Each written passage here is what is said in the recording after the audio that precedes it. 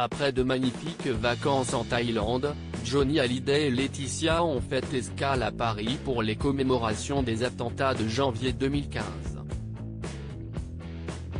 Après avoir chanté un dimanche de janvier, chanson composée par Yodelis et écrite par Jeanne Chéral, qui évoque le rassemblement citoyen d'il y a un an, le rocker et sa famille sont rentrés à Los Angeles, où Jade, 11 ans, et Joy, 7 ans, sont scolarisés. Si Laetitia est restée en Californie, Johnny a depuis repris sa tournée qui sera de nouveau de passage à Paris, les 2 et 3 février, à l'Accor Hotel Arena, ex-Bercy. Ce sont les 22 et 23 janvier à Montpellier que Johnny Hallyday et sa troupe, composée notamment de Yarol Poupeau, ont repris les représentations du Restez Vivant Tour. La tournée devait occuper le rocker de 72 ans jusqu'en mars, mais de nouvelles dates ont déjà été annoncées pour les festivals d'été. Le rocker fera notamment son retour aux arènes de Nîmes, le 17 juillet, un an après y avoir lancé la tournée. Le bon air de Quiberon. Après ses 2 concerts de Montpellier, Johnny Hallyday s'est offert une pause détente, passant quelques jours sous le soleil de Quiberon, en Bretagne. Le rocker y a reçu la visite de sa fille aînée, Laura Smet. L'actrice de 32 ans, vue cet automne dans Premier cru de Jérôme Lemaire, aux côtés de Jalil Lesper et Alice Taglioni, a posté des photos de son passage dans le Morbihan sur Instagram.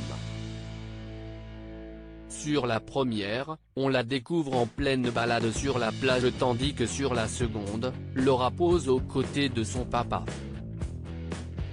Laura Smet, qui assistait mercredi dernier au défilé Chanel, est la fille de Nathalie Baye qui donnait récemment une interview à Cosette dans laquelle elle tient des propos pleins d'amour pour son ancien compagnon, si est quelqu'un pour qui j'ai beaucoup d'admiration.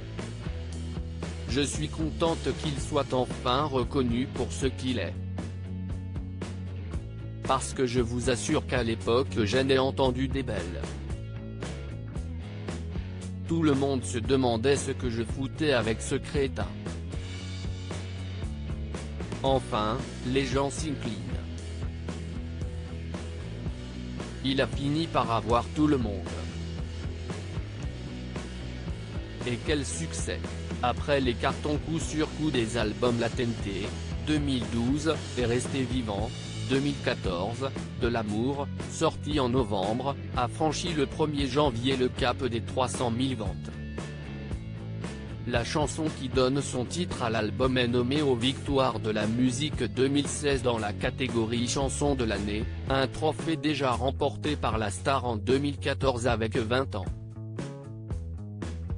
Johnny Hallyday n'a perçu aucun cachet pour cette prestation. Le prix du succès, si est sans doute de voir des mensonges s'étaler dans la presse. Johnny Hallyday vient de traverser une polémique concernant sa participation aux commémorations des attentats de janvier 2015. Selon la lettre de l'Expansion, la cérémonie aurait coûté 30 000 € à la mairie de Paris, une somme qui aurait couvert les billets d'avion pour le couple Hallyday ainsi que les prestations d'un coiffeur et d'un maquilleur pour la star.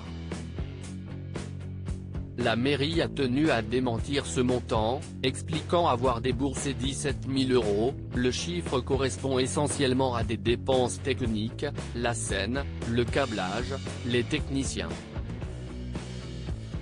Le reste, le déplacement du chanteur notamment, a été réglé par ses soins ou par sa maison de production. Et surtout, il n'y avait pas de billet d'avion à régler puisque Johnny, Laetitia et toute la famille rentraient de Thaïlande. Lundi 25 janvier, l'avocat de Johnny Hallyday a apporté d'autres précisions, démentant catégoriquement les allégations grotesques publiées récemment dans la presse et selon lesquelles l'artiste aurait reçu une rémunération à l'occasion du concert donné le 10 janvier 2016, en hommage aux victimes des attentats de Charlie Hebdo et de l'IP Caché. et d'ajouter que Johnny Hallyday n'a perçu aucun cachet pour cette prestation, encore moins la prise en charge de quelconque frais personnels, transport, hébergement, et autres. Cette information mensongère est particulièrement offensante et blessante pour l'artiste, et indigne compte tenu des circonstances. CISTD.